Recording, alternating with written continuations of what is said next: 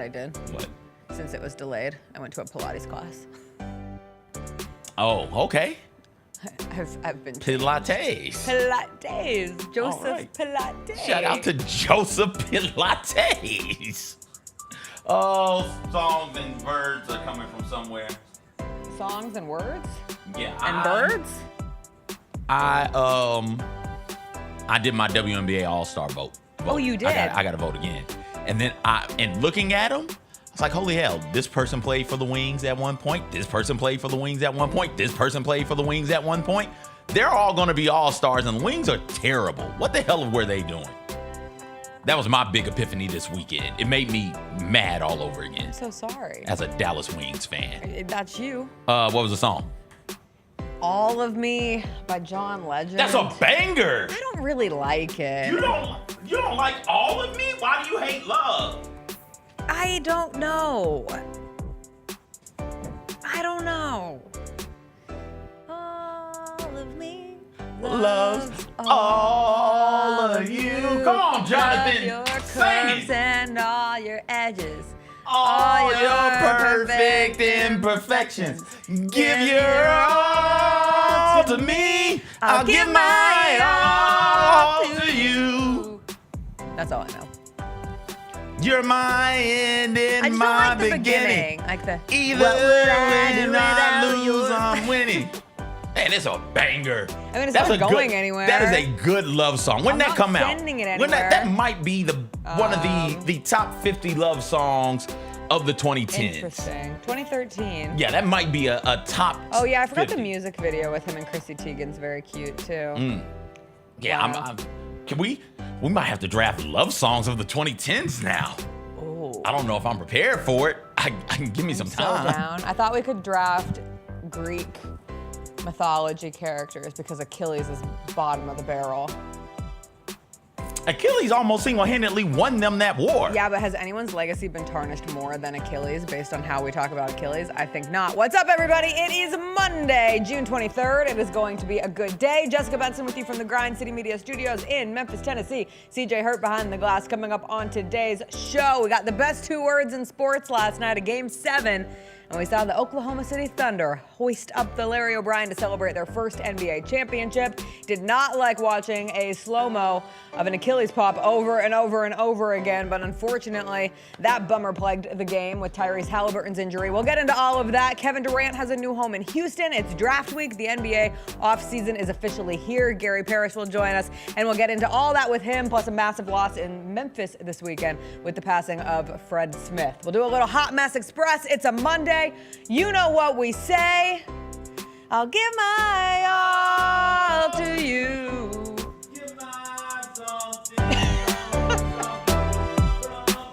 Is your child a natural-born entertainer? Now is their chance to join the most talented youth dance crew in the Mid-South, the Blue Bunch. The Blue Bunch entertains Grizz Nation with their energetic dance routines and even have the opportunity to collaborate on performances with leading artists in the entertainment industry. Kids ages 7 to 17 are invited to show off their skills and personality for their chance to join the next generation of NBA entertainers. Open auditions are Saturday, June 28th. Visit grizzlies.com/auditions now for more information.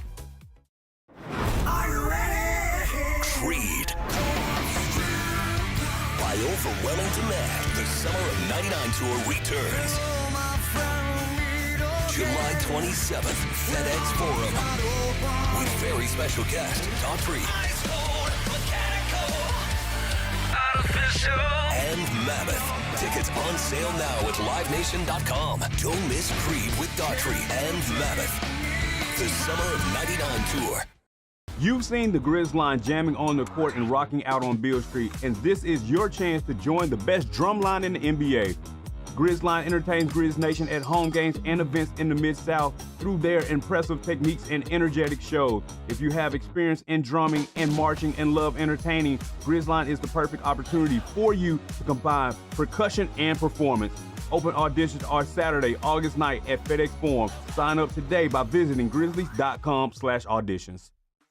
Kroger shoppers and Grizz fans, one exclusive last-minute discounted ticket deals texted straight to you during the Grizzlies 2024-2025 season. Sign up with the new Kroger Buzzer Beater deal. Fans can sign up by texting Grizz to 636-479 or visit your local Kroger store in the Delta Division and scan the QR code. By signing up, you agree to receive recurring automated promotional and personalized marketing text messages from the Memphis Grizzlies. Consent is not a condition of any purchase. Message frequency varies. Message and data rates may apply. Tony Allen joining us. I believe Hey! Young TA with a fresh chop. That boy sliced today, boy. You say, that boy got the tape on the side? Okay, TA. Hey, and I like how you blurred out your background so we can't see that La Quinta this time. Can't see the hole in the wall, TA. Can't see the hole in the wall. The Chris Vernon Show, live on weekdays at noon on YouTube at Grind City Media and the official Grind City Media app. Get to the main event. And you hear the crowd. There's some rumblings in the crowd. Here we go. They say, we want truth. I love how John Cena said when they were chanting, we want truth. You can't handle the truth. There you go. I loved it. He takes the knee off, boom. Takes the mask off, boom. And it's our freaking truth. God, man, he cost John Cena the match. Tune in to Grind City Wrestling weekly on the Grind City Media app and on the Grind City Media YouTube channel.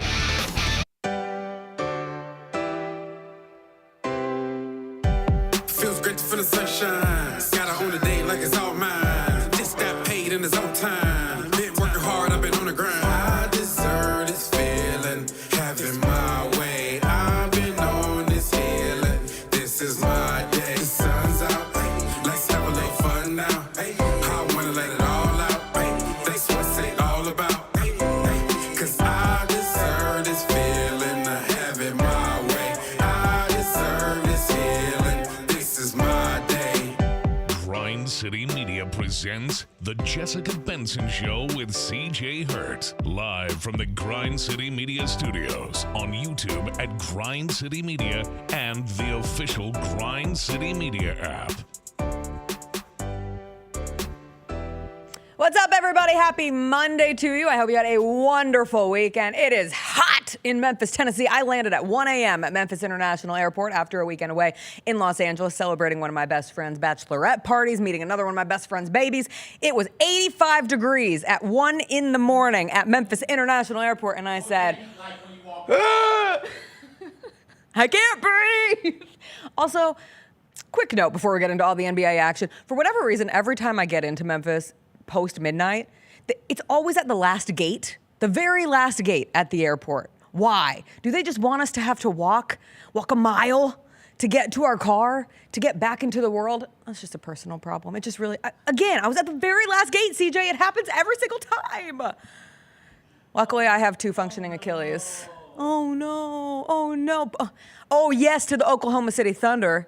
We got a lot to get to. It was a crazy weekend in the world, in sports, and it ended last night with a Game 7 and the Oklahoma City Thunder, your 2025 NBA champions. It took them 7 games, but they capped off one of the most dominant seasons that we have ever seen with their first championship, youngest NBA champions in 48 years. When you look at Shai Gilgeous-Alexander, who's 26, Jalen Williams, 24, Chet Holmgren, 23. Those were the Thunder's 3 leading scorers in Game 7. And they are babies, such babies that they did not know how to pop the bottles of champagne after their victory last night over the Indiana Pacers. They had to get help from Alex Caruso, who is now a 2-time champion. I could watch this video over and over again. I think he thought the top was just going to pop off if you shook it enough. But eventually, they got instructions. They learned. It was a very demure, very chill celebration for the Oklahoma City Thunder. You have Shai Gilgeous-Alexander, who is both your MVP, your Western Conference Finals MVP, and now your NBA Finals MVP. He is in rare air, winning both the regular season MVP and the Finals MVP in the same season. Even rare to win Finals MVP, regular season MVP, and a scoring title in one season. It is him, it is Michael Jordan, and it is Kareem. And the Thunder are incredible. Shaq? Not scoring title MVP and Finals MVP. Is it Shaq as well? Okay, then we got 4. Still rare air. Still rare. It's under 5. That's pretty rare. I love saying rare air. I wanted to make sure before we get into the entire conversation of last night's game, that I made it perfectly clear. The Oklahoma City Thunder are incredible. They are your champions. They were the best team in the NBA all season. But I do think last night is a testament of two things can be true. One, the Thunder were historically great. And in being historically great, they also won their first NBA championship. And two, Game 7 will go down as one of the bigger what-ifs in sports. Because I am left sitting here thinking, what if Tyrese Haliburton had not blown his Achilles out in Game 7 against the Oklahoma City Thunder? Tyrese Haliburton tearing his Achilles in that game is truly one of the most heavy-hitting doses of life's not fair that we have seen in sports in a minute. Because that guy has been tremendous. He has been a massive part of the Pacers' fairy tale run through this NBA postseason. He has had many a big moments of his own. And for him to go down in that way, I was watching the first half in the airport, and there were about a group of 10 of us all watching together. And the collective that was taken the moment that happened, and then everybody having their own iteration of, you've got to be bleeping kidding me, watching Tyrese Haliburton. And we'll only show it to you once on this show. They showed that thing over and over and over again on the broadcast last night. But watching him down on the ground, crying in pain, crying in frustration, because I do think the emotions were just as much about that as the absolute horrific pain that comes with tearing your Achilles, it made me sick. And watching him with the towel on his head, getting helped off the court, watching his dad's reaction at the end of the game when the Thunder are celebrating. I thought you said we were only going to show this one time. I only show. I have the buttons? It's a replay after replay after replay. I only send a clip. Yeah, you should have told him to play the first X amount of seconds, because that was like 10 times. Well, the slow-mo's fine and the hitting the ground's fine. We're not going to show it again. I'm not going to start the second segment and be like, and just a reminder, last night, Tyrese Haliburton. And I don't think we've gotten the official, like, Tyrese Haliburton tore his Achilles update, but that man tore his Achilles. And playing through the calf strain. His dad said it. His dad said it during the broadcast. It felt so unfair and so sad. And the image of him in the tunnel, like giving hugs to his teammates, TJ McConnell, and him sharing an embrace in that moment, and listening to his teammates talk about, like Benedict Mathurin talking about how hard it was to play with him not being on the court. Like, all of it just created such a devastating main story on a night where you want to hope that the main story is the team that just won their first ever NBA championship. But they do have to share time, because when the Pacers cut it to 10 late in that fourth quarter, it feels different because Tyrese Haliburton isn't out on that court. I mean, I don't think we should start with this, but we can. I know you don't. You're anti-injury. I'm not anti-injury. I think it was the biggest thing that happened last night. I think the biggest thing that happened last night was a coronation and a completion of one of the greatest basketball seasons we've ever seen a team have. That's what I think is the story coming into this. And I knew you would. The Thunder went out there and they performed. Just because you get 60-plus wins, just because you get 68 wins, doesn't mean just because you got an MVP on your team, just because you got a couple of all-defensive selections on your team, just because you got a couple of all-NBA selections on your team, that doesn't mean that it's guaranteed that you get a championship out of this. We've seen teams, regular season teams, we've seen teams have incredible regular seasons still come up short. And this Thunder's team they were tested. They were tested against the Nuggets. They were tested here, and they still found ways to get out there and win. Now, I will say this about Tyrese. That was hard to watch. When he goes down and he starts slapping the floor, it's like, shoot. Like, that's, you know immediately what it is. He's crying, no. I thought that was more, he knows what happened. I thought that it was the realization that, hey, I'm hot right now. I'm in the biggest moment of my life. Tyrese doesn't have kids yet, right? I don't believe so. Outside of kids and maybe getting married, and that depends on how long that marriage lasts. If it lasts your entire life, then I'll say that. But if you get divorced, I'm not adding that in there. Outside of those two things, this is the biggest moment of his life, right here. and he's out there and he's meeting the moment. He's out there hitting threes. I think 3 for 3 is what he started from deep. He's going to go out there and meet this moment. And then for him to go down like that, like you said, is just not fair. And it's a tough way for this incredible individual playoff run to end for Tyrese Haliburton, where he's had game winners in every round of the playoffs. Yep. And every single round of the playoffs, Tyrese Haliburton has had at least one game winner, at least one of them. And for this to be the way that it ends for him or ended for him, like that's just a tough thing to sit down and watch. And it's a tough thing for us as sports fans, at least for me. It's tough for me to sit there and grapple with hey, sometimes you can do everything right. Sometimes you can be good enough. You can be. And then just bouncing the ball is not fair. You still come up short. And you have to find a way to make peace with that. And that's something that I struggle to do all the time. And I hope that he finds peace in this moment. Also, second thought I had about Tyrese, I hope he never leaves Indiana. I hope he retires a Pacer. And he will be lionized up there in Indianapolis for what he did in this playoff alone. And then he comes back from the Achilles, because I think he comes back and is just as good. And we'll see what happens next. It is crazy to think that him, Jason Tatum, Damian Lillard, all tear their Achilles in the postseason. We won't see them until 2027. Like, that's a long period of time. Well, likely 2027. It's crazy about Tatum and him. Okay, it's crazy about Tatum. Dame is on the downswing of but it all happened in one postseason. It did all happen the Pacers lost 3 players to Achilles tears this year too. 3. James Wiseman, one of them, and Isaiah Johnson. Okay. 3 players. Or Jackson. Okay. Yeah. Well, hey. That's a lot of Achilles. As somebody who has well, it's not a lot of Achilles. Like, that's the problem. Yes, because they've lost the Achilles. Oh, yeah. Well, you don't lose it. They lost it. No, it's gone. It's gone away. I do appreciate the aggressive reactions from people, because I feel like Kobe made it this thing with Achilles where you were so tough. People were like, does it really hurt to tear your Achilles? Because he like goes back out and takes the free throws. No, it hurts like a bad word.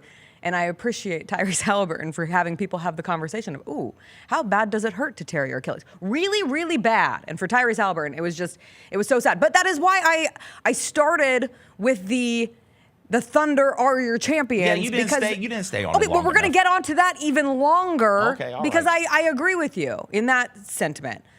I get really annoyed with any notion that Tyrese Haliburton's injury delegitimizes what the Thunder did this season. Injuries happen. They are a part of sports. You face the opponent that is on the other side, and if they happen to have a significant injury, that is a part of the game. It is still not guaranteed. TJ McConnell tried his damn best in that third quarter to make sure that the Pacers still had a chance to beat the Thunder yesterday. And I know we can sit here and hypothesize what things would have been like with Tyrese Haliburton, but the one thing I don't have to hypothesize about is how damn good the Oklahoma City Thunder were this year. They had the highest point differential in NBA history with their regular season and postseason combined. The 1971 Bucks are in second with 1,208 point differential. The Thunder are nearly 40 points better than that. They're better than the 96 Bulls. They're better than the 2017 Warriors. They're better than last year's Celtics team. They are so good. And when it's a 6-point game in the third quarter, I was sitting on an airplane and it went to the safety video, which takes a good 5 to 7 minutes. When it came back out of that video, it was a 13-point game. And I was like, oh, I missed what the Thunder do. And that is put together these runs that make it really difficult for teams to come back. And the defensive clampdown that they showed in the third quarter, the turnovers that they forced, again, looking at a team that had 29 points off of turnovers last night, forced 22 Pacers turnovers, hold the Pacers to under 100 points. SGA has 29 and 12. It's Shea. It's Jalen Williams, 20 points. It's Chet Holmgren's with 5 blocks in last night's win. It's the 22nd chance points that the Thunder have. It's the bench production of Alex Caruso and Cason Wallace coming up with some big threes. And you look at Wallace and Caruso and Lou Dort, I think, combined for 14 steals for the Thunder. It's all of that makes the Thunder. I used this term earlier in the postseason, and some Thunder fans were peeved by it, but it is true to me. They are an AI team because they're nearly perfect, and they have changed how teams will have to build themselves in the future. Like, depth is not an option. Depth is not a luxury. Depth is a necessity. And the Thunder have shown that. Their versatility, their reliance on defense, the process in which they built this team that now looks to be in a very positive place to continue forward. Nothing's guaranteed. This is our 7th straight year with a new champion. And how many times have we said, ooh, this looks like it could be the start of a new dynasty? After every single time one of those new teams is won. Nuggets for sure. Nuggets, Celtics for sure. Bucks. Remember what that Bucks team was? Yeah. Yeah, this is an incredible moment for those fans who wanted more parity. Just going back to the 80s, it was, all right, if you're not the Celtics, Lakers, or Pistons, not really sure if you got a real shot at this. And then in the 90s, if you're not Jordan, and then when Jordan leaves, it's kind of open from there. And then Jordan comes back and it's like, oh, yeah, if you're not Jordan, you're probably not going to be good enough. And then if you're not the Jazz, you're not going to be good enough to get to the finals to match up with Jordan. In the early 2000s, it was wherever the hell Shaq is. If you've got that on your team, you're in good. There's a good chance you're going to get to a conference final and an NBA final, right? And then in the 2010s, late 2000s, early 2010s is, all right, where the hell is LeBron at? That's the one who's going to get to the finals. And then we'll see what happens from there. Mid 2010s is where's LeBron and the Golden State Warriors? We know that's where we're headed to. We know that that's what all of this is building up towards. We can start in October, but we know exactly who's going to be there in June. We know this. Now, we don't. Since the Raptors won in 2018, 2019, it's been new. It's been exciting. It's been different. It's been, oh, look at this team that's built in this really interesting sort of a way that we hadn't seen before. Here they are. They're here. Yeah. They're here. This is great. They're going to be here. And then the next year, they're not there anymore.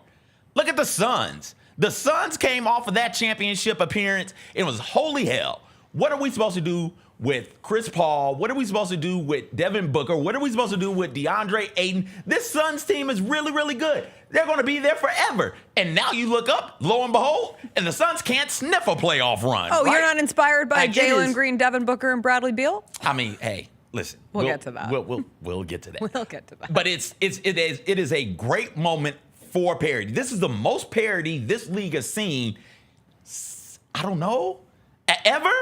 Because even the 60s was just the Celtics and the Lakers. I always hate to be that person who's like, this is the best parody we've ever seen. I think this is the most parody But I really think it's ever. the most, and from a small market standpoint, Oh, incredible was for such small a markets. win for small markets. You have OKC, and you have this Thunder team that it took time, right? Like Sam Presti, we've been talking about in this madman genius. How did he build this team and a team to last? I mean, it took 18 seasons. He took over in 2007. It took 18 years to get to a point where they're struggling to pop the bottles of champagne last night and being able to celebrate a championship. You look at the selection of Mark Dagnall as their head coach. That's someone who they developed internally. He was their G League team coach. Full disclosure? Yeah. I just learned his name. Every time I say it, I'm not sure I'm saying it correctly. Dagnall? Sure. But I feel like during the broadcast, they were saying it a little differently. Also, and it just really pricked my ear in a weird way. Is Jalen Williams J. Will or J. Dub? J. Dub. I thought he was J. Will. Okay. Dub. All right. That confused me. Confuses the hell out of me. Well. Whatever. Two people, same name. It's fine. Let's go.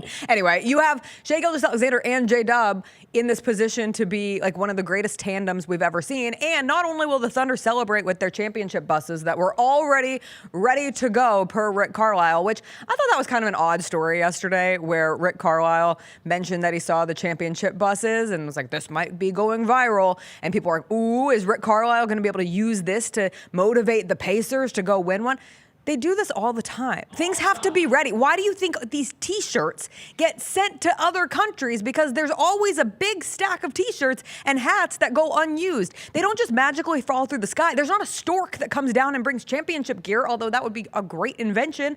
Like, a lot goes to waste. And those championship buses would have been stripped of the decal had the Thunder lost last night. My favorite story, and this is my first time like acknowledging like, oh, this is just the way the world works. Yes. I think Phil Jackson did this. He grabbed somebody's, like, no, it was Bill Cowher. Bill Cowher grabbed somebody's championship T-shirt. I guess, was it Steelers, Cowboys in one of those Super Bowls in the 90s? I think that's what it was. He's like, hey, look, they're already proclaiming them champions, and I hate that. And then he just went on a rant. I was like, yo, Dad, why in the hell would they do that? Do they not know that Bill Cowher and the Steelers are coming to play? He's like, CJ, calm down. They just have to be ready. It's like, oh, so why is Bill Cowher doing? He's like, you got to find something to motivate yourself, I guess. It's like, so yesterday it was the buses. Okay. The buses? But the buses are ready. I want to, listen, if you're out there and you've got Edmonton Oiler championship merch or Indiana Pacers championship merch. I'd love a Pacers championship. Who was in the Super Bowl? Who lost?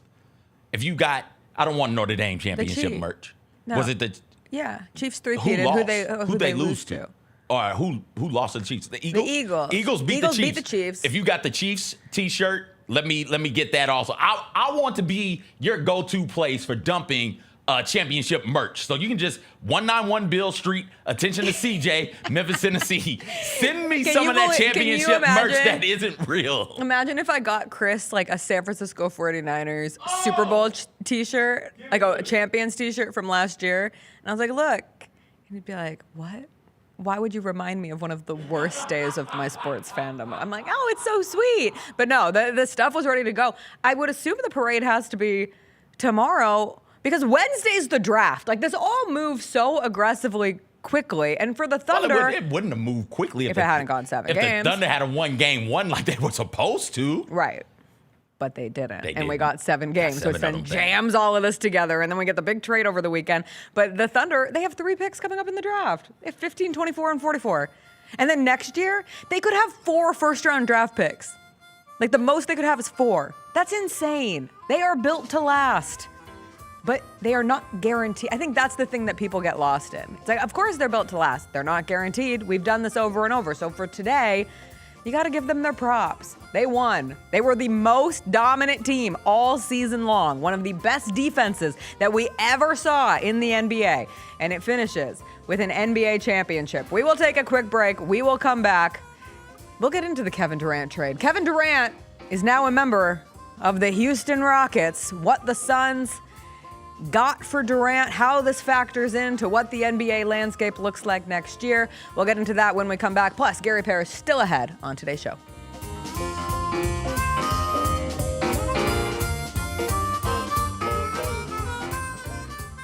What can the Memphis Grizzlies learn from the Thunder Pacers NBA Finals Series? Your style of play is not something that you really have to change. Both of these teams love to play fast. Both these teams love to play really aggressively on the defensive side of the ball. Hey, Grizzlies fans, be sure to tune in to Grizbeat, where the panel and I break down all things Grizzlies and take a look at the rest of the NBA as well. The show is live every Wednesday, 2 p.m. on YouTube at Grind City Media and the official Grind City Media app. Have you always dreamed of entertaining on the biggest stage in Memphis? The Claw Crew is looking for members to join their team for the 2025-2026 season. Claw Crew members are hardworking, high-energy entertainers who assist Grizzlies home games by hyping up the crowd and much more. Not only do they support the Grizzlies on home games, but also promote in Memphis and across the Mid-South. Open auditions are Saturday, August 9th at FedEx Forum. Visit grizzlies.com/auditions for more information and to register today. The Grizzlies, grannies, and grandpas have the right moves and are currently looking for new members to join their team for the upcoming season. These soulful seniors are a fan favorite group throughout Grizz Nation. You do not have to be a grandparent, but you must be at least 50 years old with personality, rhythm, and passion for performing. If that sounds like you, then we want to see you on Sunday, June 29th. Visit grizzlies.com/auditions for more information. 1, 2, 3.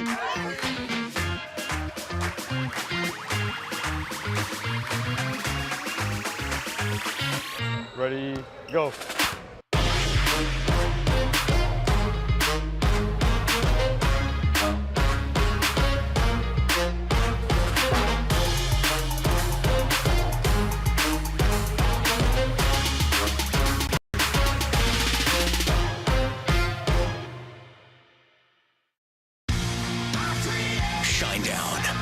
Dance Kid Dance Tour.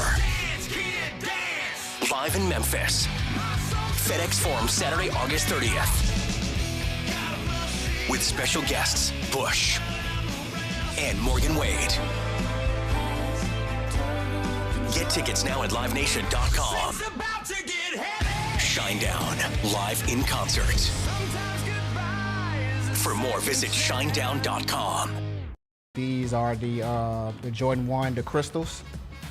These are the shoe that retails for $1,000. Oh, extra crystals. So if your crystals fall off, if your crystals fall off, actually these are the black crystals because the shoe has black crystals on there as well too. So you get an extra package of black crystals. The Sneak Fest Show, live Tuesdays at 2 p.m. on Grind City Media on X, YouTube, and the official Grind City Media mobile app.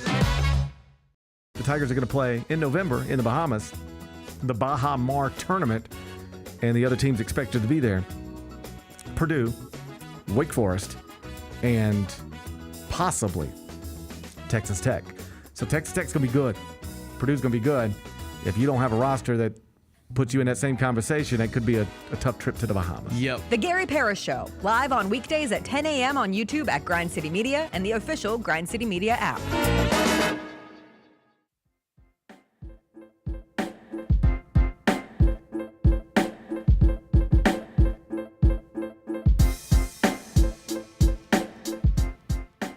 In the words of Steven in the chat, our chat has more salt than the Dead Sea this morning. Everyone's salty. Everyone's fighting. Don't you love fighting after an NBA championship? We were talking during the break, and one more point on the Tyrese Haliburton Achilles injury that became a big talking point amongst NBA Twitter and social media yesterday.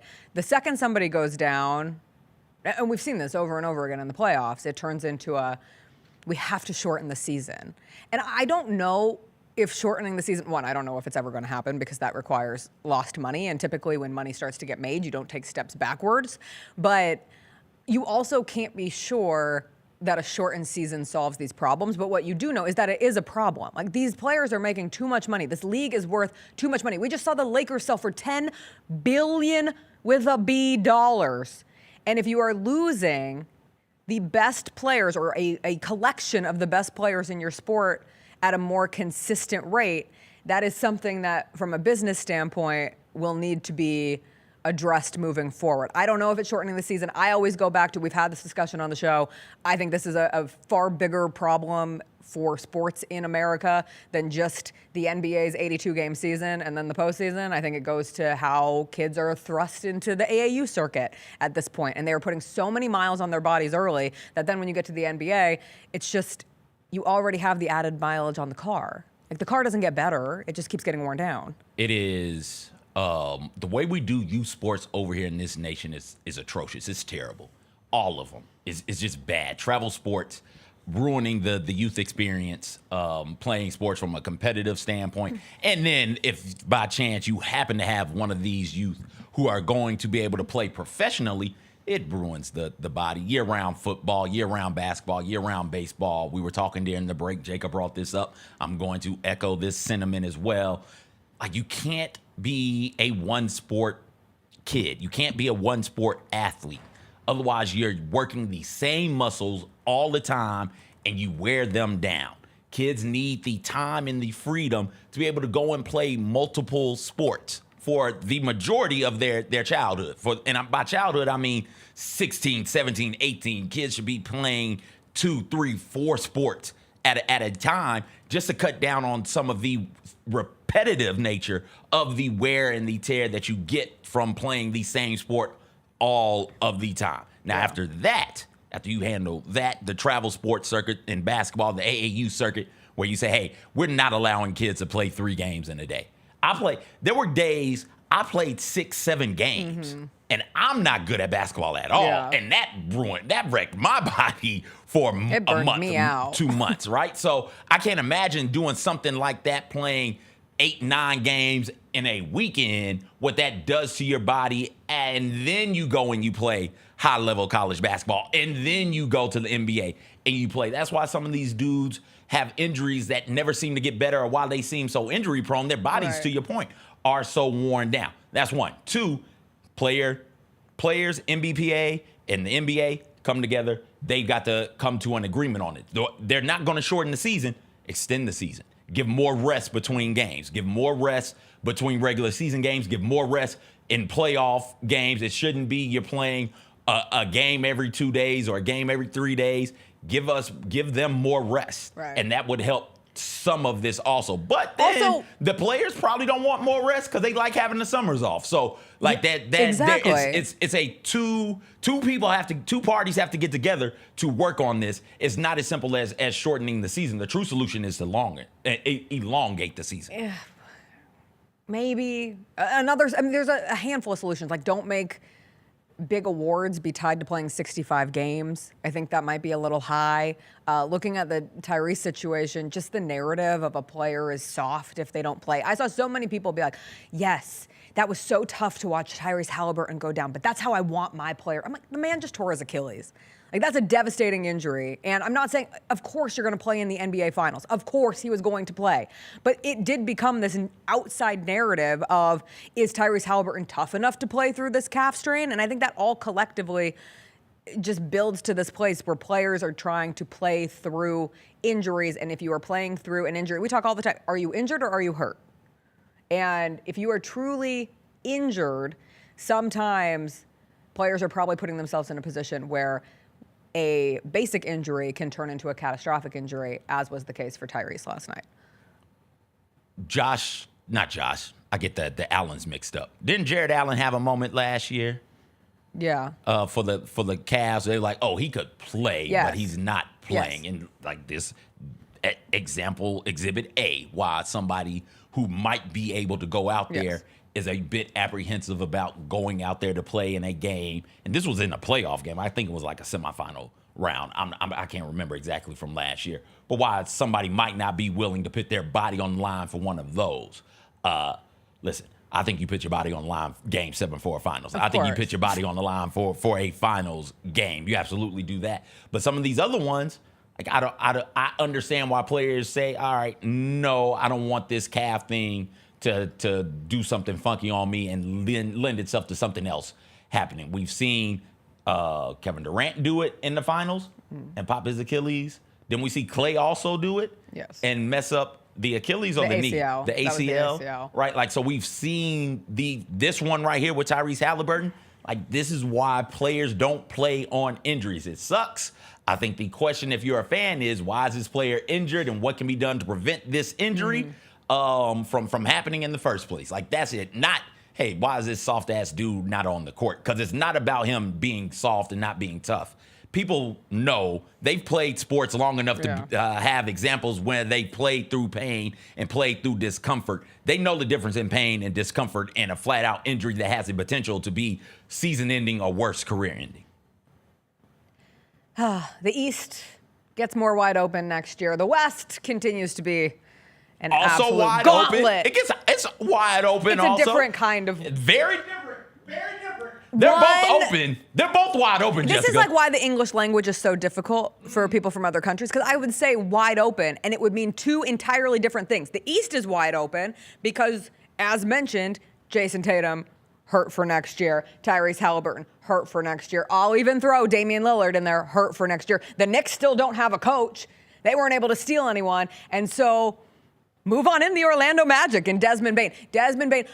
Desmond Bane Finals MVP. The campaign starts today. The campaign starts right now. We are shifting from Desmond Bane All-Star to Desmond Bane Finals MVP. Make the movement happen. We will support Des forever because he talked well on the city of Memphis too. Shout out Desmond Bane for sticking up for Memphis when a lot of people were tearing it down last week. However, on Sunday, we finally got the news of the trade that was the biggest trade, or was perceived to going to be the biggest trade of the offseason.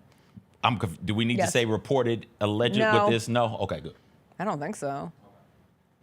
I am missing reported alleged week. Okay, it's not official yet. So, I mean, just play the music.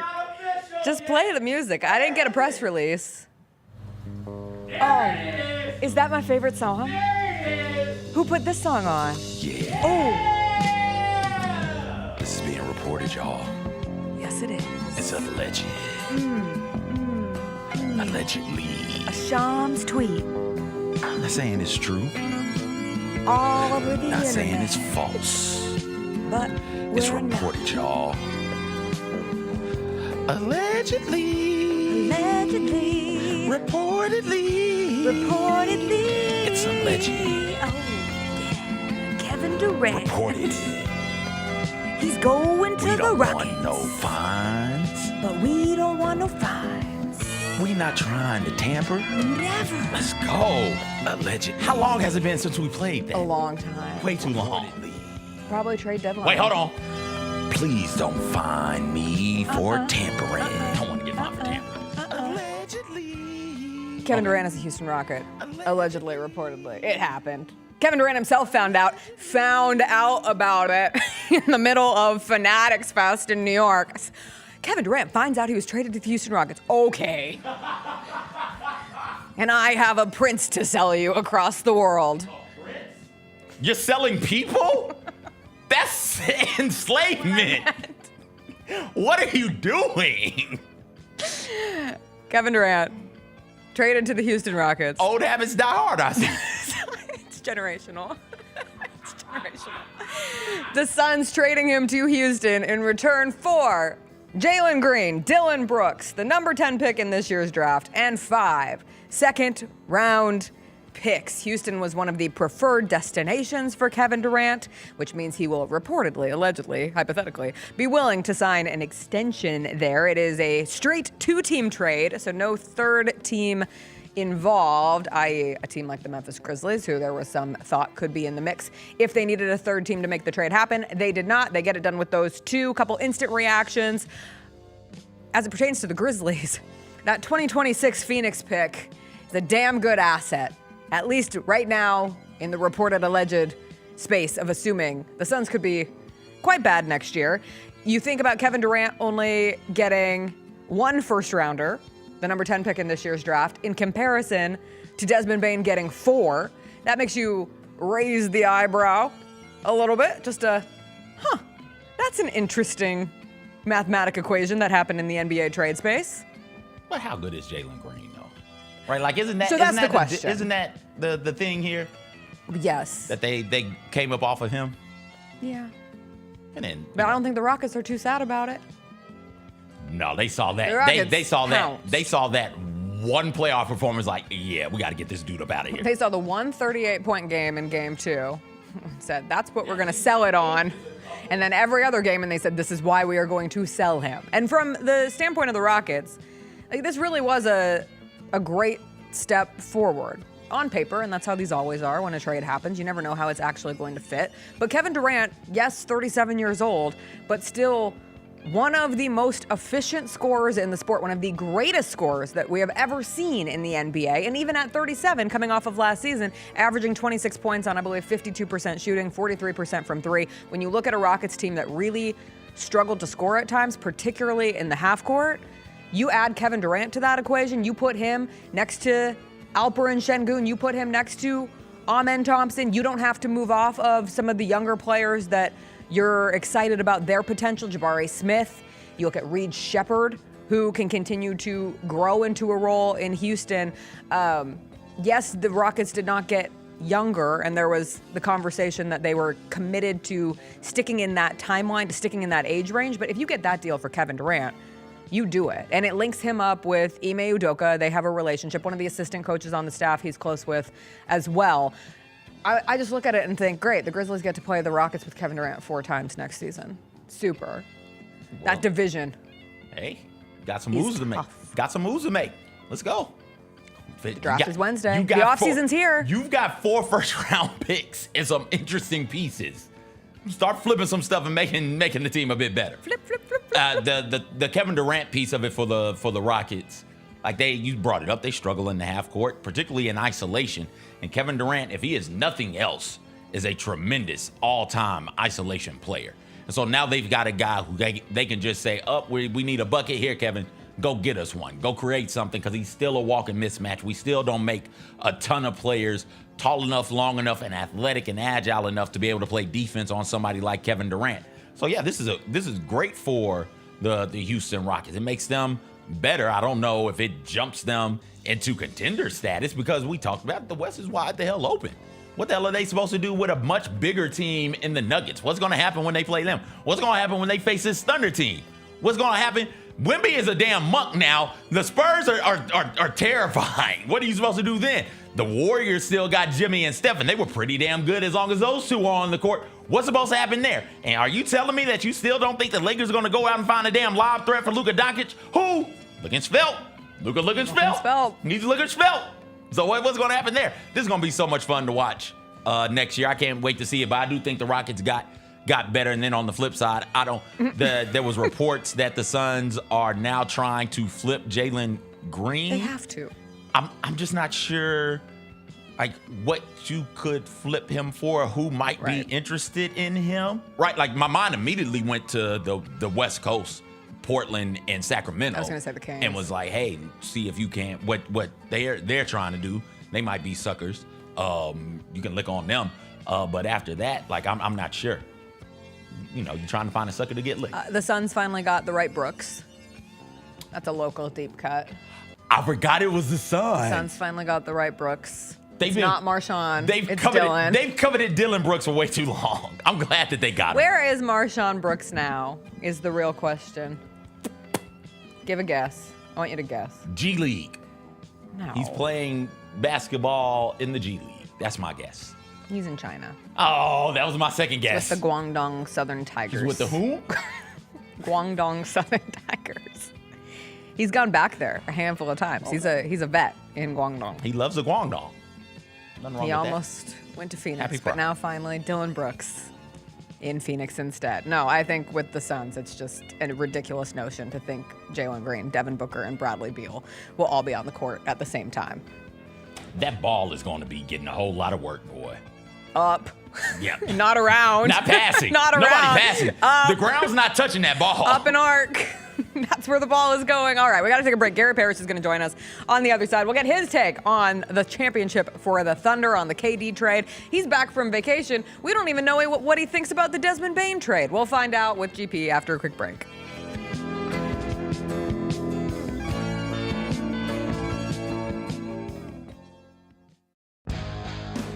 Grizzlies fans know it's the team that gives you the edge. Big River Steel does too. And much like the Grizzlies have recruited legendary talent, we want you to be part of our team. Are you ready to be part of something legendary? Then visit www.bigriversteel.com. That's www.bigriversteel.com.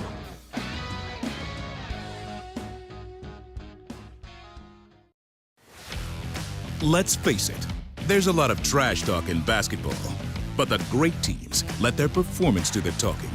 Like Ford F-150 with Pro Power on board, a class-exclusive industry-first feature that turns your truck into a mobile generator and leaves the competition speechless. Ford F-150, official truck of the Grizzlies. Greatness starts here at your Mid-South Ford dealer. Class is full-size pickups under 8,500 pounds, GVWR. 1, 2, 3.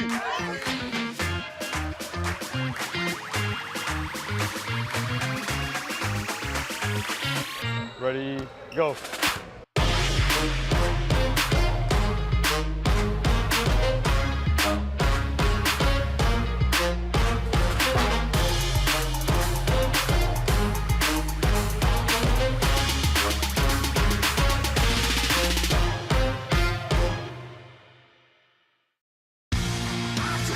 Shinedown. Dance Kid Dance Tour. Live in Memphis. FedEx Forum, Saturday, August 30th. With special guests, Bush and Morgan Wade. Get tickets now at livenation.com. Shinedown, live in concert. For more, visit shinedown.com. Tony Allen joining us. I believe Hey! Young TA, what a fresh chop. That boy sliced today, boy. You say, that boy got the tape on the side. Okay, TA. Hey, and I like how you blurred out your background so we can't see that La Quinta this time. Can't see the hole in the wall, TA. I can't see the hole in the wall. The Chris Vernon Show, live on weekdays at noon on YouTube at Grind City Media and the official Grind City Media app. The Tigers are going to play in November in the Bahamas, the Baha Mar tournament, and the other team's expected to be there. Purdue, Wake Forest, and possibly Texas Tech. So Texas Tech's going to be good. Purdue's going to be good.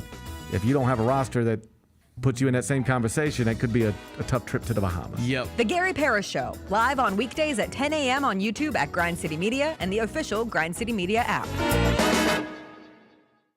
What can the Memphis Grizzlies learn from the Thunder Pacers NBA Finals series? Your style of play is not something that you really have to change. Both of these teams love to play fast. Both of these teams love to play really aggressively on the defensive side of the ball. Hey, Grizzlies fans, be sure to tune in to Grizbeat, where the panel and I break down all things Grizzlies and take a look at the rest of the NBA as well. The show is live every Wednesday, 2 p.m. on YouTube at Grind City Media and the official Grind City Media app.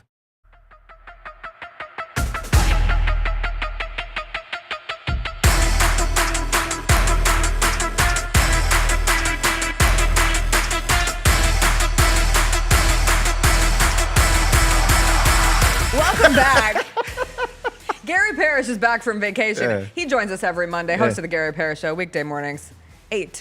10 God, to whenever I stop. 10 to whenever I stop. Work. 10 o'clock, Grind City Media. I'm just flabbergasted because you come in hot, saying things like Karen Reed absolutely did it after she was just let off. Yeah, I know. So the verdict came in last week, and we were out of town, and we were driving home. And I know you're not supposed to be streaming stuff while you're driving, but sometimes people do. I hear. I don't watch. I listen. Yeah, that's what I was doing. There's no other way to keep up with Love Island. I was probably just letting the people know. I think I was just listening mostly, but I was like, you know what? I'm aware of Karen Reed. I understand the story. I saw the breaking news. She's been found not guilty in the retrial.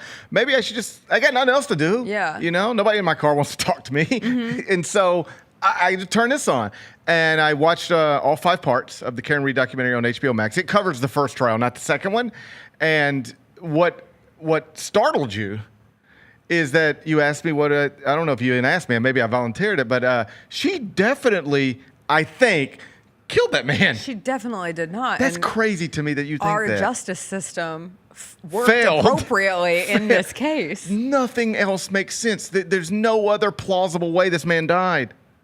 There's no other. There's theories, but there's no other plausible way. One of the theories is that the group of people surrounding that case killed him and then tried to pin it on her, which no one will ever. No one will ever go to jail for this. Why would they kill him? I don't know, Gary. Why does anybody kill anybody? I don't have the brain of a killer. Because they're drunk behind the wheel of a car and I think fighting? They were probably all drunk and fighting in a situation. There's Why no on earth are they Googling? Why are they Googling? Do you not really know this? Yes, I do know this. Karen Reed shows up with this woman the next morning and is like asking these questions, and this woman put it into a Google search in her phone off of a previous tab. So it shows up as from when that tab was created. So it shows up, she Googled this earlier in the night or the day before or whatever. Sounds convenient. But Why'd they wipe all the information from their phones? Why did they sell the family home? Tell me that. And the dog. Why did they sell the family home and the dog? Their explanation is, with the dog specifically, well, we had a dog that was being aggressive with people, and we decided to get rid of him. Interesting. This is wild to me because you're so sensible in every other aspect of your life, and yet you go down these things. This one, I went down a long time ago. I've been on this case much longer than you. Okay. And so forgive me for not staying. I didn't even look at the specificities that continued with the latter half of the trial and her ultimately getting off, because I just remember she didn't do it. Oh, there is. I say this. This is crazy. I say this as plainly as I can say it. No There way. is no other plausible explanation You are the for weird how one this in this. I'm going to flip this. You are usually such a sensible person.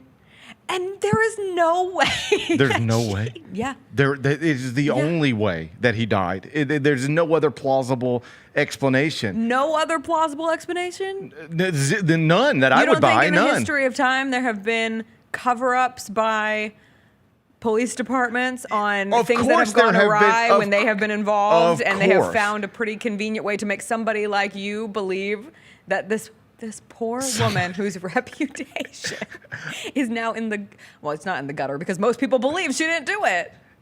Yeah. I think if you polled people who have followed this case, I was like really in it early on, like watching the trial, going through the you have the timeline, you have the family tree chart, you have the connection here and there. And I think most people who were on that side of TikTok came to the conclusion that she did not do it. I watched the same documentary, and I didn't think she did it either. They're saying that the tail light pieces are very clearly there, but they weren't there when they first pulled up. It's a blizzard in the middle of the night. And she backed into the wall, so clearly that's when she broke the tail light. No. And you tell me, You guys are what the crazy. hell the police officer is doing to that tail light on camera. Why is he fiddling with it like that? What is he doing to it? The investigation was flawed. Her attorneys were incredible. We can all agree the investigation was and flawed. that was enough to get this where it got. But there is no other plausible explanation for this man dying other than she accidentally or otherwise. And I would lean toward the side of accidentally. I think she was drunk. I think she was drunk and did something and vaguely remembered it, but was kind of blacked out. Like she even is saying to multiple people before there's any indication he might have been hit by a car. Did I hit him? Could I have hit him? Like, why is that even in your head? Because you are in the midst of trauma. It's for a trauma This response. is As bananas. the chat is saying, GP, anti-women, clearly. We're all out here No, to believe in all women. seriousness, Gary's out here, are we sure? No, in all seriousness, this is exactly like the OJ case, just flipped in a different Oh my direction. God, it is not exactly like the OJ It is. case.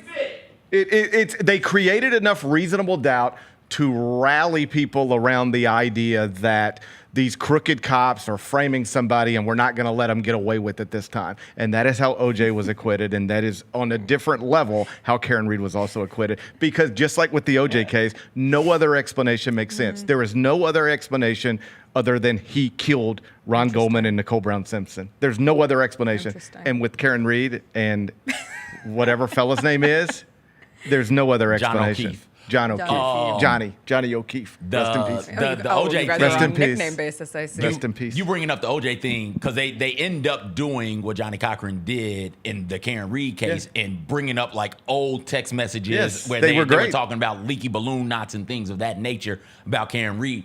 And it made me, I forgot that part of the O.J. Simpson trial entirely. What happened to my man who was running around throwing the N-word out, who they put on stand? That's what they did. They made these, they are able to create this image, perhaps correctly, of investigators that are flawed and biased and whatever. But it doesn't change the facts of the situation, which is this guy is dead laying in a front yard. I don't remember, so I'm being cautious with my sweeping generalizations here. I thought that it essentially was proven by her defense team that he could not have died by being hit by a car. That's not proven at all. They've got, it's incredible. They've got experts on both sides of this. That disagree on this That completely. disagree. So you're right. But didn't he have trauma on both? Like the way that the trauma on his body was spread out, it was not singular space force. It was all over him. So one expert is saying that. Okay. One expert is saying, all I'm right. gonna have to go watch the Whatever. documentary. Here's CJ's got it right. Whatever you wanted to hear from quote experts on the stand, you got it. But I don't if you care wanted to about these believe, things. I didn't want one way or if the you other. want I just found it an interesting my point case. is, if there is an expert who takes the stand, hand on the Bible, the whole deal, and says, I don't see any way this guy got hit by a car. And then there's another expert that takes the stand, hand on the Bible, and says, it appears he got hit by a car. Like, whatever you're after, it's there. The defense was incredible. Like, money well spent. They were awesome. I understand how they got a jury to lean toward the side of reasonable doubt. I get the verdict. I'm just saying. You just think she did it. Yes, 100%. Like I would, you ready for this? I would bet my 401k that if there were video of that moment, it would show her hitting him and him dying. Well, for your next hot take of the day, should the Thunder have an asterisk next to their championship because Tyrese Haliburton went down when he was on such a heater to start the game last night? Of course not, but I recognize that is the way this will be remembered. You'll find very few NBA champions that haven't benefited from injuries from the opposition throughout the history of the sport. The deepest our franchise has ever gone in the playoffs, we benefited from injuries to the opposition, and yet we still talk about the Western Conference Finals like remember that time. This is sports. It's unfortunate. It is the lasting memory from Game 7. It is the big headline this morning. It was last night. I would love to just turn on the television or turn on any show, and it's just like the Thunder are amazing, historically great regular season, followed it up with a championship. But Haliburton going down in that way is the story, and it was tough to watch. I mean, you know me, I'm on the Thunder side of things, right? Yeah. But I didn't like that at all. That was awful to watch. Like, makes you feel, it made the game not that fun. Like, it wasn't a fun watch. I looked forward to last night because I wanted to sit down with my family and watch a Game 7, and that moment just ripped all of the enjoyment out of it. Even as the team I wanted to win was winning, it just ripped. It was not fun. I don't want to say it ruined the night, but it altered it. No, it did. And I don't want to say it ruined the night either, because a team won a championship, and it's and exciting also, for like, them. we got like 70 wars going on. So I never want to talk about this stuff like, and I can't. That serious? Yeah, right. But just from a sports perspective, in that little bubble we live in, that was hard to watch, man. It was. And I think the word fun is an interesting use of a word, because I respect everything that the Thunder do, but I think it's inarguable that the Pacers were the more fun team. The Pacers were the more fun story. Even when TJ McConnell gets going in the third quarter, that was the most animated that people seemed to get in response to the actual game action that was being played. Like, there's something so surgical about the Thunder, and surgery isn't fun per se. It's effective. Sure. You hope it is, for the most part. It gets the job done, but it's not like you're sitting here thinking to yourself, God, I love watching this basketball team. I love watching greatness. I love watching dominance. I love feeling as if I have a front row seat to one of the more dominant teams that we've ever seen. But it's not exactly pulling the word fun from me to watch this Thunder team. Yeah, it put a cloud over the whole game. Certainly the rest of that first half was just, it felt everything was off. I think from the Pacers' perspective, you're just like, that's your teammate, your brother, your friend who just suffered. He's not just out for the game. He probably ain't playing again. Yeah. Till 26, 27. Yeah. And so you're dealing with that. Like, if I saw you just abruptly, something happened to you where it was like, I'm not going to work with you again for a year. Like, that would be like that would have impacted me. Oh, yeah. I mean, I don't mean to get in, like that's a hard thing to deal with. And then from the other side, the Thunder felt like it looked like it was like, oh my God, that like they were impacted by it as well. And then the pressure, I think, ratchets up to another level. Like, we can't lose this game now. I mean, there was already inherent pressure to a Game 7, but now we can't be the team that was the favorite and then they lost their best player and we still couldn't win this game at home. Like that. We can't lose to TJ McConnell. Like, you can't. I mean, that's an all-timer. Right. It's an all-timer. You're memed forever. Right.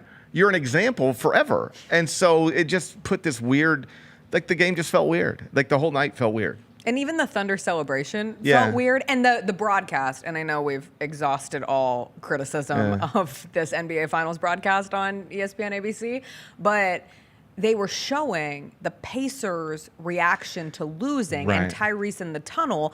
And I was on an airplane trying to do work and prepare for this, and I thought maybe I missed the early shots of the Thunder celebrating, but then I went back and realized, no, like the focus was on the Pacers losing. But was that also because the Thunder's celebration was so muted compared to what we normally see when teams win championships? Yeah, I think some of it was the game felt decided in the third quarter. Yeah. I know it got to 10 or whatever, but it felt decided in the third quarter. So But we've had blowouts in. Yeah, but like you don't have this moment where like it's up for grabs. You don't know which way it's going to go. Boom, game over. Wow, we won. Like that was the national championship game between Florida and Houston. Right. Nobody really knows what's happening until the buzzer sounds and it's like, oh wow, we won. Let's celebrate. Yeah, Jalen Williams on the sideline crying in tears, like with minutes left on the clock. So the buildup was a little different. And then I think it almost seemed like they were relieved that we got this done. As opposed to filled with joy. Celebratory. Yeah, and I think some of that was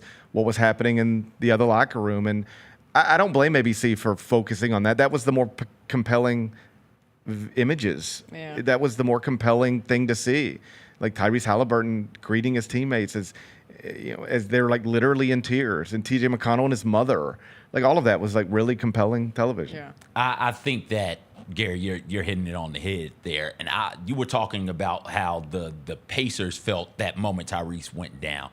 I think the Thunder felt that also, right? Like they know Tyrese Haliburton. The embrace that I enjoyed, got caught for like a split second, was SGA hugging Canadian teammate, the guy who's been giving him problems all series long, Nembhard, getting to embrace him, hug him, tap him on his chest a couple of times, and then leave. I think in that moment, like you said, they were just relieved, and their hearts went out for Tyrese. I don't recall very many finals where everybody just lines up single foul and they're shaking hands. Like they went out of their way to find Chet, went out of his way to find Pacers staff, players to shake their hands and tell them good game, good series. It just felt more sorrowful than joyful in that moment. It definitely had that feeling to it, and because I think every player knows like that could be me. Right. Like we've seen this in these playoffs already multiple times, whether it's Jason Tatum or Damian Lillard, and it's all rooted in the same thing. If this were in the regular season, Tyrese Haliburton would not have been playing last night. Yeah. Brian Windhorst had the number. He said this season in the NBA, in the regular season, there were 23 instances where somebody went on an injury report with a calf strain. Mm-hmm. And 22 of the 23 players who ever appeared on an injury report with a calf strain did not play. Right. They missed time. Yeah. And so that you're pressing something. Like you're gambling in a way that you otherwise wouldn't be gambling when you decide to play. And I think most players would try to play through it. Yes. Because it's like you can play. It's a little bit like, this is a terrible analogy, but I think you'll understand it. You could drive drunk, home from the bar. You'll get my point. You might make it okay. But, buddy, you're really risking something if you get behind the wheel of a car right now. Are you talking to Karen Reed? I could tie these things together. No. But you are at greater risk of something bad happening. Yes, of course. Right now if you try to do what it is you're trying to do. In other cases, what we do? We take the keys from our friend. We say, you can't do this. I'm not going to let you do this. In sports, we push. Yeah, and we do. I mean, even we do, because if he would not have played, it would Stephen A. Smith. I don't want to say Stephen A. Smith specifically, but somebody. I'll put it in Skip Bayless. Skip Bayless has a tweet from like 5 minutes beforehand calling out the injury designation as like an excuse. Like, oh, now if they fail, we can put this on an excuse. Yeah, and that's just 5 silly. minutes later, Tyrese Haliburton's tearing his Achilles. Yeah, I don't get down like that. Yes. Like my core belief among professional athletes is that they want to play, yes. Particularly in the playoffs, particularly in a Game 7. Mm-hmm. If they don't, it's because they can't. Mm-hmm. I don't question Steph Curry when he's not on the court. Right. I understand that if he could be on the court, he would be. And I personally would not have questioned Tyrese Haliburton. Mm-hmm. But to your point, I know other people would have. I know he would have got dragged if he wouldn't have played. So he puts himself out there at a greater risk to devastation, and then he gets what he gets. It's just sad to watch. And I did see a lot of people don't understand the calf strain relation to an Achilles tear. That is a connection. Like when I know you're the hamstring injury, so let me teach you about Achilles. Sure. But when I was going through my rehab, it was always, if you start experiencing tension in your calf, we need to take that very seriously because you're at a greater risk of re-rupturing, or especially the load on the opposite leg.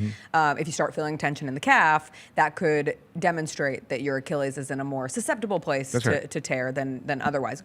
My husband has been dealing with a calf strain for like 2 weeks now, and I've been very dogged in saying, please don't work out. Don't do anything with your legs. Don't do anything, because I don't want you to tear your Achilles. That's right. Like that would be a horrific thing. So watching Tyrese Haliburton, I felt, even starting when we knew he was playing with a calf strain, and this is a me problem in watching sports post going through the whole Achilles thing, but I get very nervous about lower leg injuries. I felt uncomfortable watching Tyrese Haliburton play. And then even through Game 6, I was like, but it's so magical when it all comes together and you're playing through it. And then that moment hits and you're just like, this just sucks the wind out of everything and changes the overall tone for the night. And there's really no escaping out of it. And if you're the Thunder, you do win. Like you won 84 games this season and you are champions and you are built to last. And we talked about it in the first segment. Just because you're built to last doesn't mean that you'll ever get another one. And so it felt a little strange watching a team not just like share the jubilation that you would normally see. And some of it's funny, and they can't open the champagne bottles, and Chet Holmgren's out here calling it Michelob Ultra, and I'm like, oh, you're babies. Like you're little babies. Should we be worried about our youth? Do our youth not know how to enjoy the fun moments of life? I do think there are studies that show our youth are like less. They're partying less. They're socializing less. Yes, they're less sociable than we were. I don't mean to drag you into my generation, but people of my age. Like I saw this thing on Instagram or somewhere one time where it was like, this is a snapshot of like a frat party in 1995, which would have been something I might have been at. And it was like, what do you notice? And it's just like people standing around talking and hanging out. Yeah. You don't see a single phone. There's no phone. And if you took that same shot today, there wouldn't even be at the party. Right. You'd just be sitting at your house looking at your phone. Like I see this with my own children. Like they are very content on an iPad. They don't need 7 friends hanging out at the house all the time. And so I don't know whether that speaks to the young Thunder, but I do think there's a generational thing where people conduct themselves differently. Young people do than we did when we were the same age. The Grizzlies have a pick in this week's draft, but when you were last here, that's right, they did not have a first-round pick in this year's draft. Desmond Bane got traded to the Orlando Magic. Are you familiar? I heard about that. Oh, yeah. Yes. Where were you when you found out Desmond Bane was traded? Father's Day? It was Father's Day? Father's Day. Maybe a golf course? I don't know. I don't. You weren't on your trip yet. No. We didn't leave until the following day. Oh, I gotcha. So, I was doing whatever I was doing and looking at my phone. Do you feel weird when news like that breaks and you don't have a show the next day? Yes. Yeah. Because I have things to say. Not that not that I'm so arrogant anymore that I feel like people need to hear it. What you have to say. I used to feel that. Like I was like, if I don't say something about this, like the world will stop spinning. The truth is, like I could die this afternoon and everything will be fine. Everything will keep going. So I'm not. As I get older, I don't feel like I need to say something. But yes, to answer your question directly, I do have things to say. And when I go through my day to day, I have to like. In those 4 months where I didn't have a show, when I first moved over here and didn't do a show throughout the rest of college basketball season, I had to reprogram my brain because I go through every day, like with this work. Yeah. If I wanted to talk about this in 5 more things, how would I talk about it? Yes. What would I say? Would this be funny? Would this be interesting? Everything does this only interest me or does this interest other people? Everything I consume, I think of through that prism. People don't understand that. It's weird. It's Movies, a weird. TV shows, music, books, everything. Articles. Yeah. And so sometimes I'll be watching a game. Like last week, I'd be watching a game and I'd go, why am I even watching this? I'm not going to have to talk about this tomorrow. So why am I watching this? Because otherwise I would be watching something and thinking about how I would want to talk about it the next day. So yes, I do have those. I had that experience. Like I have things to say about this, and yet I'm not going to say a word about it. So I think I tweeted something and left it alone. Do you think the Grizzlies pick at 16 on Wednesday? And if so, is there anyone, college basketball, had a billboard in Times Square, Eye on College Basketball podcast. Is there anyone that you just naturally see as a good fit? I think the person I had going in that slot before this happened was Nick Clifford out of Colorado State, who Memphis fans would be familiar with. And he makes sense to me. He's somebody who, he's a little older, he's ready to play. He's a real shot maker. In that range, it's very much hit or miss. I mean, you can hit. Jalen Williams was picked in that range, but you can also just get somebody who never becomes anything. But there will be a prospect, an interesting prospect available there. I do think. I mean, I don't know. I would assume they execute the pick, unless they do a big package deal to get another veteran. And like the Liam McNeelys, the Nick Cliffords, obviously you've got a need at off guard that you didn't have 2 weeks ago. So you could start looking in that, if you want to look for positional fits. But we'll see. But it's Nick Clifford, Liam McNeely, those types of players. Those will be the ones in that range. Before I let you go, did want to ask, huge loss in Memphis this weekend with the passing of Fred Smith, founder of FedEx,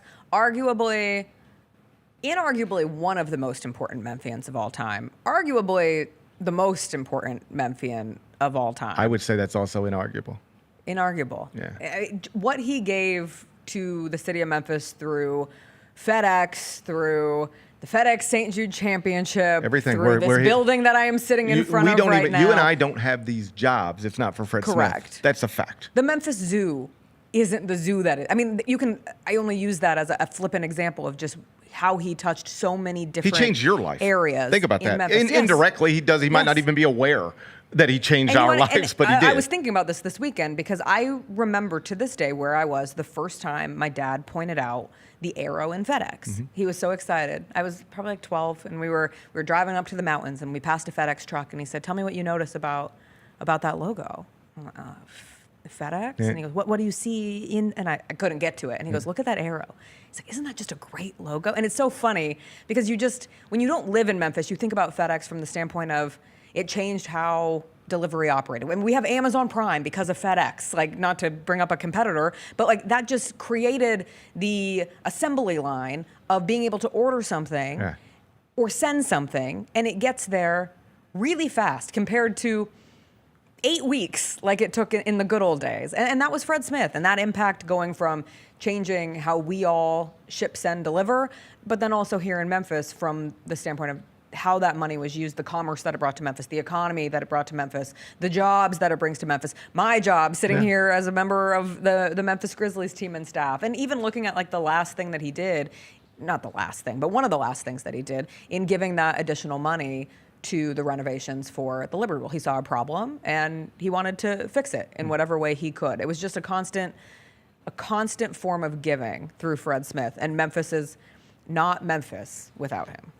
That's undeniable. Yeah. On a global scale, he created a company that became a verb. Like that's amazing. I'm gonna go FedEx this. Yeah. It didn't even necessarily mean you were gonna use FedEx. It just meant you were gonna send something far away very quickly. Like I'm gonna Google something doesn't necessarily mean you're gonna use Google, but that's what we say. FedEx became one of those words. Like everybody understands what FedEx is. A championship was won last night inside the Paycom Center. Not everybody knows what Paycom is. If a championship's ever won inside FedEx Forum, nobody will question, what is FedEx? What is that? Global recognition. Everybody knows. That's incredible. And just like this city is not this city without him. This NBA franchise is not here without him. The University of Memphis Athletic Department isn't funded the way it's funded without him.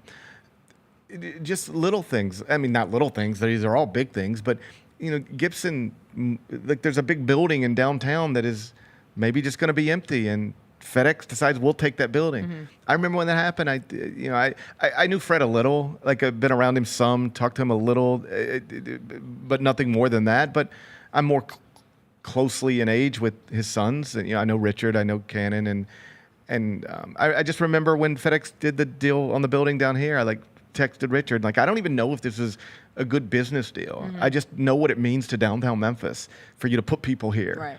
Like that whole family really thinks about the city in a way that this city wouldn't exist in its current form or any reasonable form without them.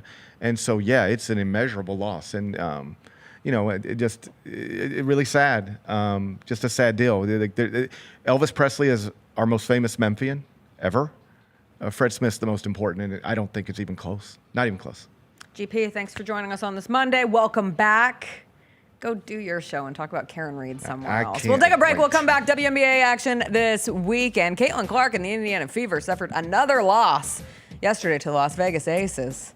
Was Caitlin distracted? Was there a love interest in the stands? Maybe. She has a boyfriend. Okay.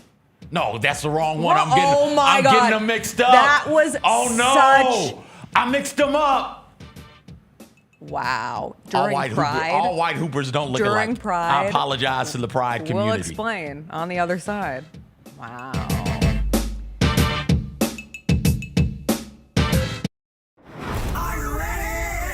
Creed. By overwhelming demand, the Summer of '99 tour returns.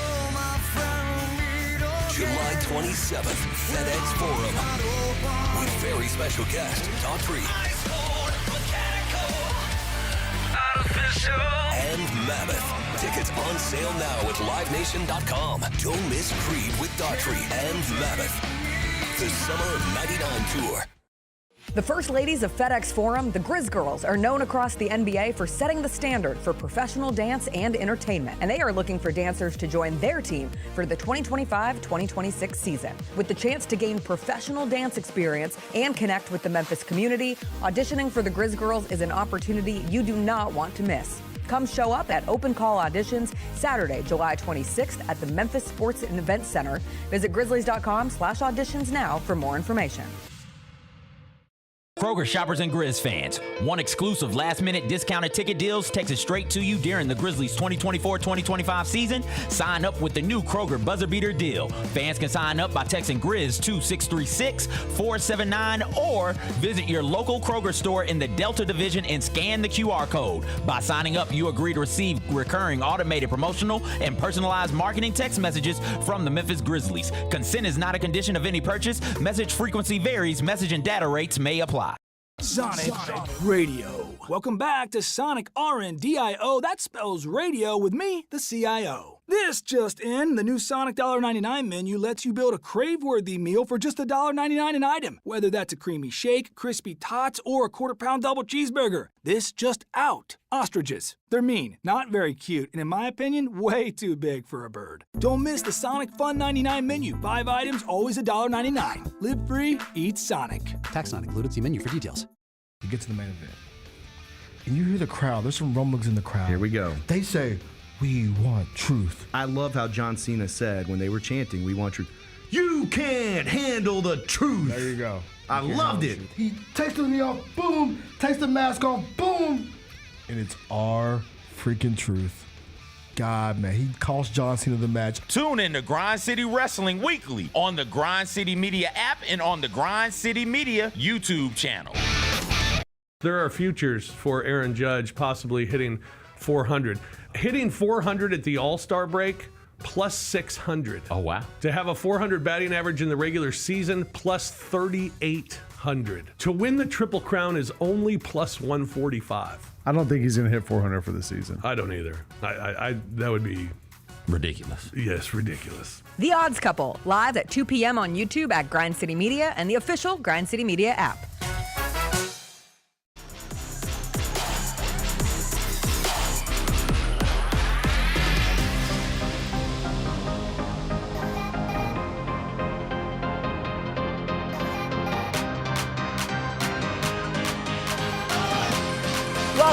Welcome back.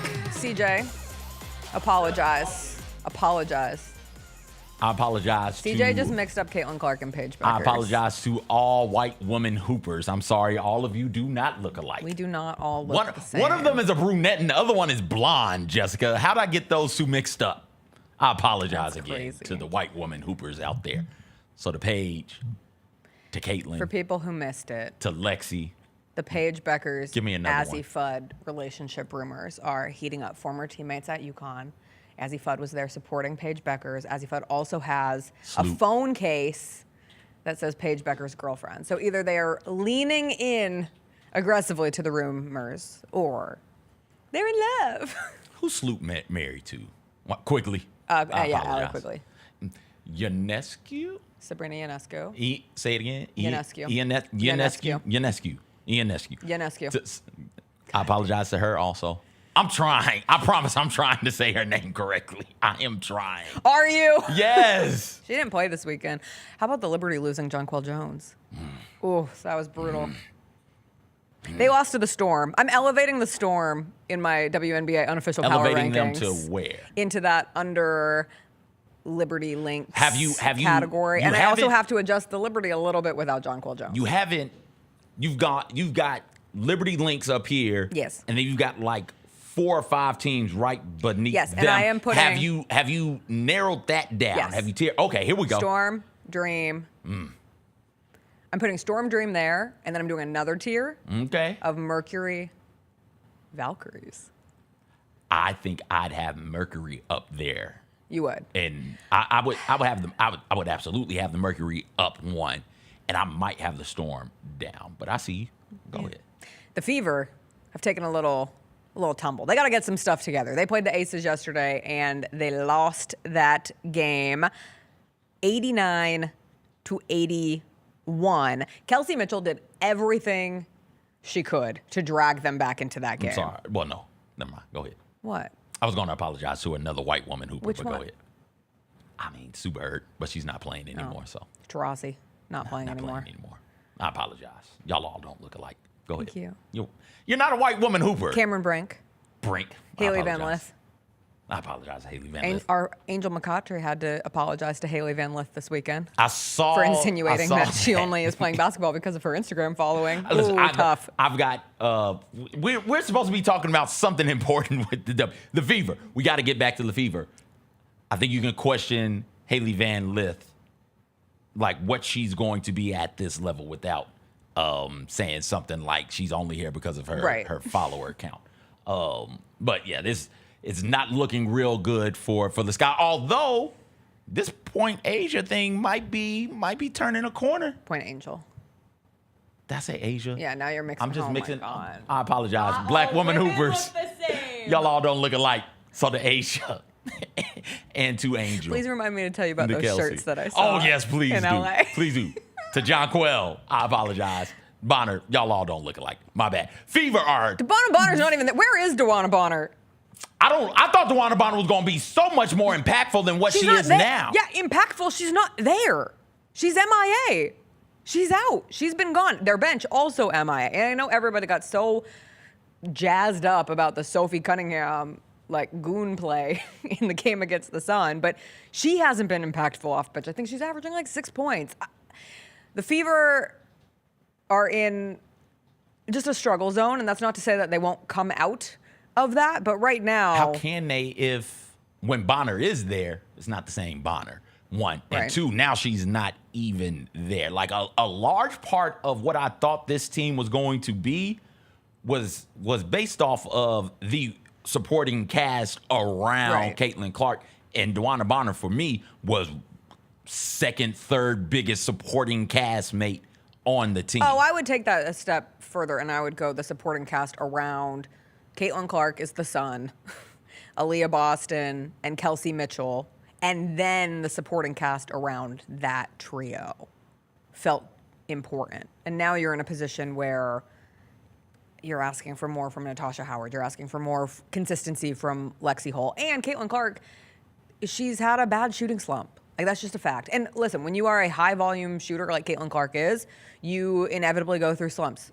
We have seen it throughout the history of basketball. But she's 1 of 17 from 3 over her last 2 games. She goes, I think, 1 of 10 against the Aces. And finally, towards the end of that game, she started driving more, and that's going to have to be a piece of this for the Fever. They cannot just rely on the Caitlin Clark money 3 ball from every which way of the court, mostly left. But it just didn't work. And she had done, up to this point, a good job of mixing and intermingling those sorts of moves, right? I thought She had done early a this good season job she had. Coming back of from having injury, I don't think she has as well. good shot selection, Yeah. right? Where this feels new. Her desire to only take those logo threes, that feels new. Because coming into the league and in college, she was known to go by people and finish at the rim. And then when you decided, okay, I got to give her space, then she hits you with a barrage of threes. And also, then, as a passer, one of her more underrated skills, and you're still seeing a Fever team that her chemistry with Aaliyah Boston has grown leaps and bounds. But you're still seeing situations where it feels as if her teammates are not ready for her passes. And some of them are bad decisions on her part, too. Like, she has to clean the turnovers up. It was back-to-back turnovers in the fourth quarter that really reestablished the momentum in that game for the Aces. And it was a great game for the Aces. The Aces and the Fever are both in shaky territory, and the Aces really needed that win, similar to now the Fever are in a position where it feels like they could really use a win to get the confidence going back up and to show that there is something to hang on to for a reason to be encouraged of them being one of the actual competitors this season.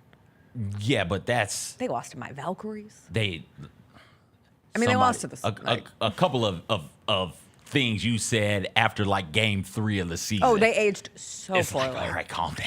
Yeah, but to be fair, I think it's the most wins at this point in the season for an expansion team, in decades. It's been, I think, since the Lynx in '99. They had 7 wins, and the Valkyries are already at 7 wins The this season. Valkyrie are playing so good, I had to put Thornton on my all-star vote list. First WNBA All-Star returns came out. She got that. You'll be shocked to know. Everybody on the Fever. Everybody on the Fever is going to be an all-star. Caitlin Clark, Doesn't first place matter. in votes. Nafisa Collier, second in votes. Aaliyah Boston, Asia Wilson, Brianna Stewart, Paige Beckers, Kelsey Mitchell, Sabrina Ionescu, Lexi Hull, and Kiki Irfin. Hey. I love that. Shout out Kiki. She and Sonia Citron had a killer game in that game against the Wings. Overtime win for the Mystics. I do remind people, I see so much anger for the WNBA All-Star results. This is the fan voting, and the fans are going to vote for the Indiana Fever. Anytime you let fans vote, stupid stuff is going to happen because fans are stupid. We talk about this every day.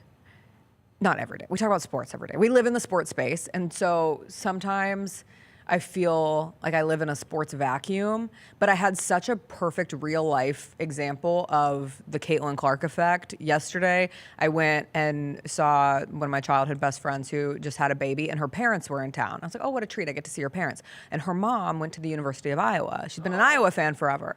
And we're just sitting there, and the mom goes, hey, I don't mean to be a bother. Can we turn on the Fever game?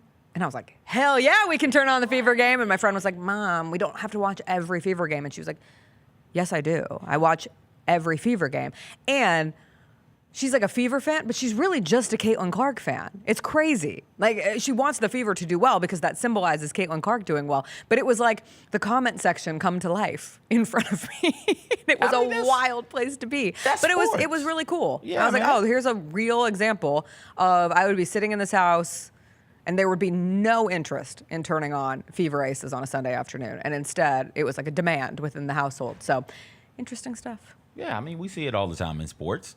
I don't know how many Chiefs fans there are, but I know there are a ton of Patrick Mahomes fans. I sure do. I mean, I got a rough idea about how many Lakers fans there are right now. One of the most storied franchises in the NBA and in all of sports. But LeBron James leaves. A lot of those dudes wearing Lakers jerseys are going to switch up and start putting on whichever team LeBron goes to. LeBron leaves and goes to Portland. They're going to be buying Portland jerseys all of a sudden, right? Yes. Like that's just the power of being a superstar in sports. And it's great to see that Caitlin Clark has reached that level, and she's been at that level for quite some time now, and that she doesn't embrace being that. Just would like to see the superstar, the production to match up with the superstar status. I would love to see the production right now match up with the interest in her as a hooper. The talent is there. Would just wonder now how much of it is the lingering issue with the hamstring injury. Is that why she's not trying to get downhill as much? But she's got to get back to making better decisions and taking better shots. It can't just be, hey, let me just hoist up a bunch of threes. She's way more dynamic, and she's too good a player for that to be the game. Two quick hot mess stories because it's 9:29, and CJ and I have another adventure to get to on this Monday.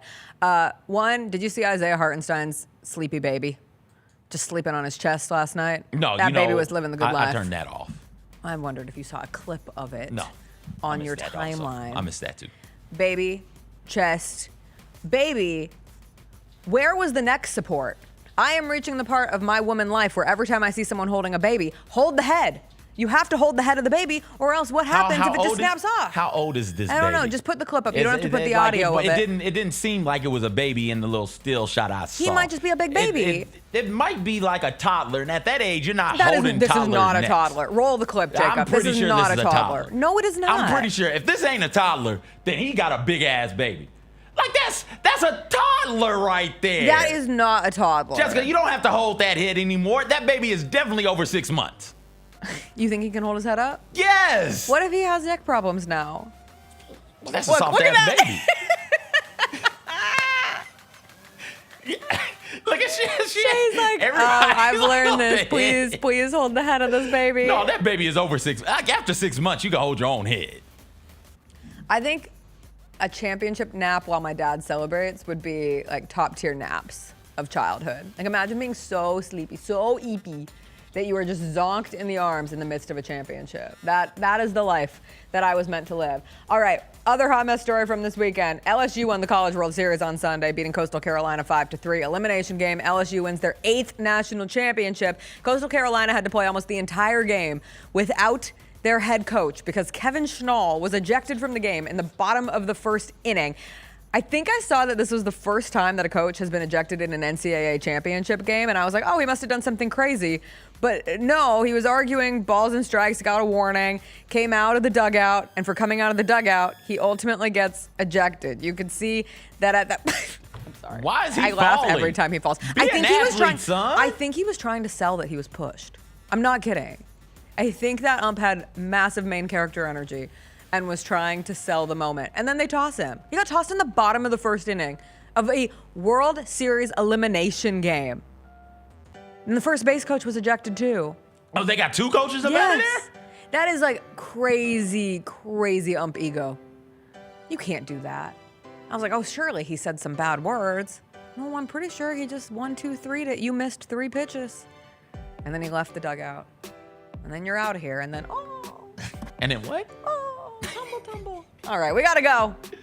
We got fun things in store for today. We'll see you tomorrow. It will be Tuesday. Mike Wallace will join us. It's draft week. We'll get a conversation with Mike in. I think he is headed to Brooklyn for Wednesday's NBA draft. Is there a GCM draft show this week? There is a GCM draft show this week. Thanks for reminding me, CJ. Be sure to tune in to the Grind City Media draft show on Wednesday. It is draft night. We are on the air on Grind City Media starting at 7 o'clock. We will be on through the entirety of the first round of the draft. Grizzlies with the number 16 pick. We will see you there. We'll see you tomorrow. Have a great start to your week. Bye. That flop was incredible.